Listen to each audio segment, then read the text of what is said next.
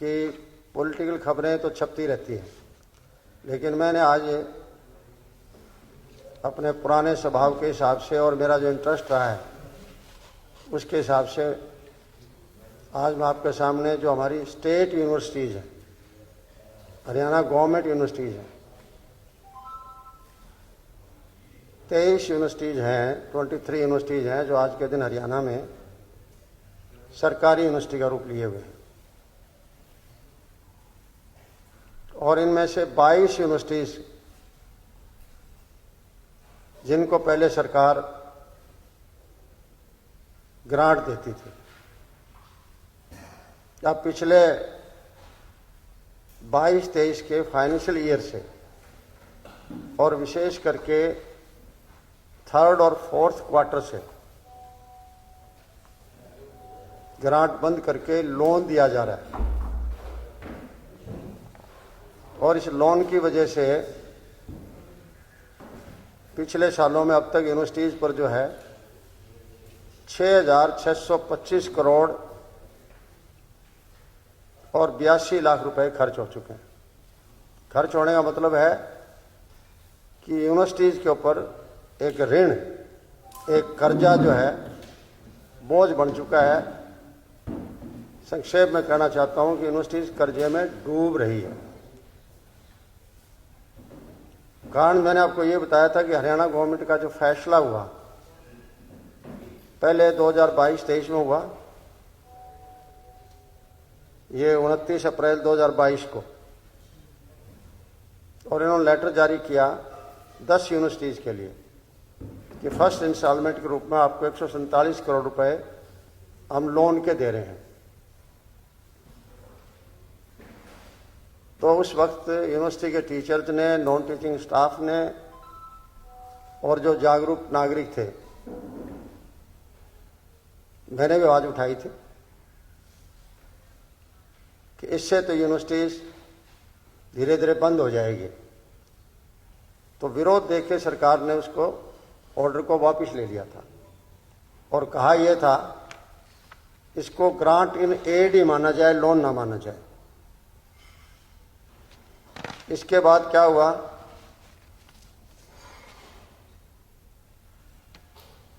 फिर भी इन्होंने जो है अपना जो एक्सपेंडिचर जिसमें हेड आता है उसमें नॉन रेकरिंग एक्सपेंडिचर का कह के और एक स्पष्ट रूप से ना कह के उसको लोन ही जारी रखा ग्रांट इन एड की बजाय।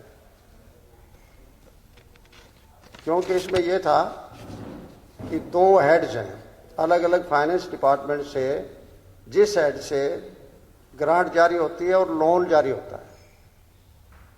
तो ग्रांट तो जारी होती है, फाइनेंशियल हेड जो होता है वो 2202 से, और जो लोन जारी होता है वो 6202 या इसे अबो के हेड हैं, उनसे जारी होता है। और यूनिवर्सिटीज ने जो ये लोन दिया है सरकार ने, इसमें से अब तक जो है 5416 करोड़ रुपए तो खर्च कर चुकी हैं। मतलब पहले बजट एस्टिमेट बनाए, फिर बजट को रिवाइज किया, फिर फंड अलॉट किए और फिर उन्होंने क्वार्टर वाइज खर्चा किया। तो 5416 करोड़ रुपए जो है, 5416 करोड़ रुपए यूनिवर्सिटी खर्च कर चुकी है। और रिमेनिंग अमाउंट है, आई एम श्योर कि फाइनेंशियल ईयर ये जो चल रहा है खत्म होगा इतने तक वो रिमेनिंग अमाउंट भी खर्च हो चुकी होगी। मतलब कहने का कि ये साल जो अंत होगा तो कम से कम 6,652 करोड़ 6,625 करोड़ के कर्जे में यूनिवर्सिटी डूबी होगी। अगली बात मैं कहना चाहता हूं आपको कि फिर एक बार 2023 में आवाज उठी थी, जब 2022 के लास्ट जो क्वार्टर थे उनको जो लोन में कन्वर्ट किया, फिर आवाज उठी और फिर सरकार ने क्या जारी किया उसमें कि हम डायरेक्ट करते हैं यूनिवर्सिटीज को कि अपने सोर्सेज खुद जनरेट करें। और जनरेट में मतलब फनी बात क्या आ रही है कि आप पैसा रेज करें, किससे करें? अपने अलुमनाई से, अपने जो एक्स स्टूडेंट रहे हैं, आपके छात्र रहे हैं, उनसे जनरेट करें, CSR से करें, कॉर्पोरेट सोशल रिस्पॉन्सिबिलिटी से। जबकि आपको पता है कॉर्पोरेट हाउसेज खुद अपनी प्राइवेट यूनिवर्सिटी बनाए बैठे हैं। हरियाणा के अंदर काफ़ी प्राइवेट यूनिवर्सिटीज़ हैं जिनको कॉर्पोरेट हाउसेज चला रही हैं। बहुत बड़ी बड़ी यूनिवर्सिटीज़ हैं, 2-3 तो सोनीपत के अंदर ही है। तो जो अपनी खुद यूनिवर्सिटी चला रही हैं वो CSR में आपको पैसा कैसे दे देंगे? और आगे बढ़े कि पब्लिक प्राइवेट पार्टनरशिप, फिर आपकी यूनिवर्सिटी क्या रह जाएगी? अगर आप PPP मोड में आ गए तो फिर सरकारी यूनिवर्सिटी आप कैसे कहोगे उसको? और इससे आगे भी कहा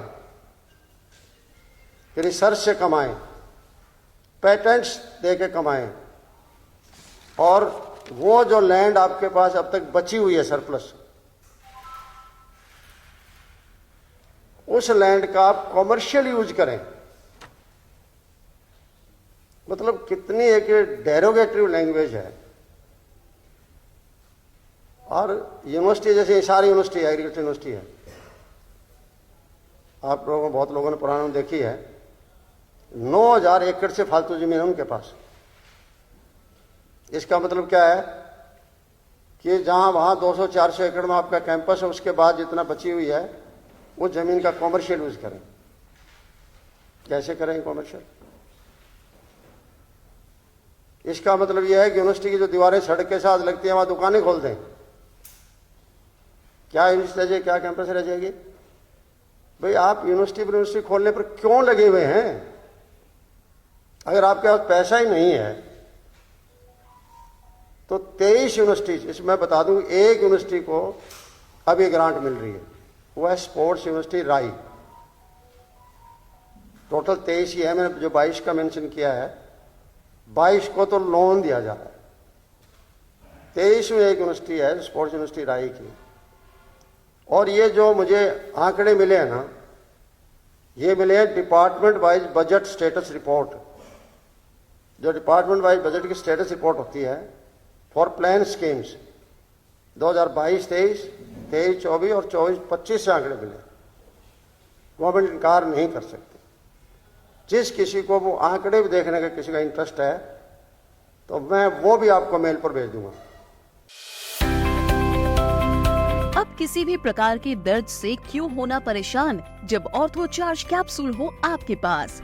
सभी प्रकार के दर्द में आयुर्वेदिक पद्धति पर आधारित रामबाण इलाज। कबीर औषधालय का ऑर्थोचार्ज ऑयल, कैप्सूल और सिरप आपको देता है तुरंत आराम। अनेक प्रकार के दर्द जैसे sciatica, spondylitis, rheumatic pain, arthritis, lumbar pain, सभी दर्द को दूर करने का रामबाण इलाज 100% आयुर्वेदिक जड़ी बूटियों से बनाया गया ऑर्थोचार्ज कैप्सूल और ऑयल एक बार प्रयोग में अवश्य लाएं। अधिक जानकारी के लिए संपर्क करें।